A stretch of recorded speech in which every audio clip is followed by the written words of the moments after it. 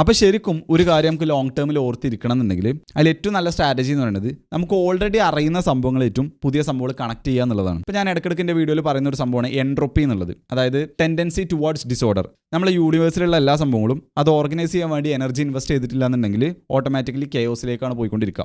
ഈ ഒരു പ്രിൻസിപ്പിൾ ഞാനൊരു സമ്മറി പറഞ്ഞാണ്.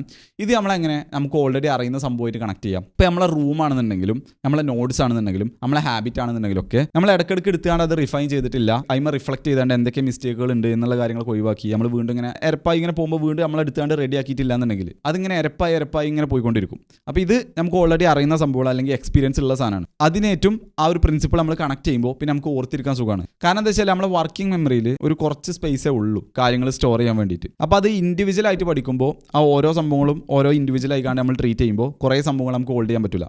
പക്ഷേ നമ്മൾ ഓരോ സംഭവങ്ങളും നമ്മൾക്ക് ഓൾറെഡി അറിയുന്ന സാധനങ്ങളായിട്ടും കണക്ട് ചെയ്ത് കഴിഞ്ഞാൽ എല്ലാ കണക്ഷൻസ് ഉള്ള ഈ ഒരു വലിയൊരു സംഭവം ഉണ്ടല്ലോ, ഈ ഒരു വലിയ നമുക്ക് വേണമെങ്കിൽ ഒരു ഫ്ലോ ചാർട്ട് പോലെ പറയാം, ഇതിനൊക്കെ നമ്മളെ ബ്രെയിൻ ഒരു ഒറ്റ ഇൻഫോർമേഷൻ ആയിക്കാണ്ട് ട്രീറ്റ് ചെയ്യുക ഈ കണക്ഷൻസ് ഉള്ളതെല്ലാം. അപ്പോൾ അതുപോലത്തെ കുറേ കണക്ഷൻസ് ഉണ്ടെന്നുണ്ടെങ്കിൽ നമുക്ക് ഓർമ്മിക്കാൻ കുറച്ചുകൂടി സുഖമാണ് റാദർ ദാൻ ഇൻഡിവിജ്വൽ കാണാപ്പാടം പഠിച്ച ഫാക്റ്റിനേക്കാൾ കൂടുതൽ.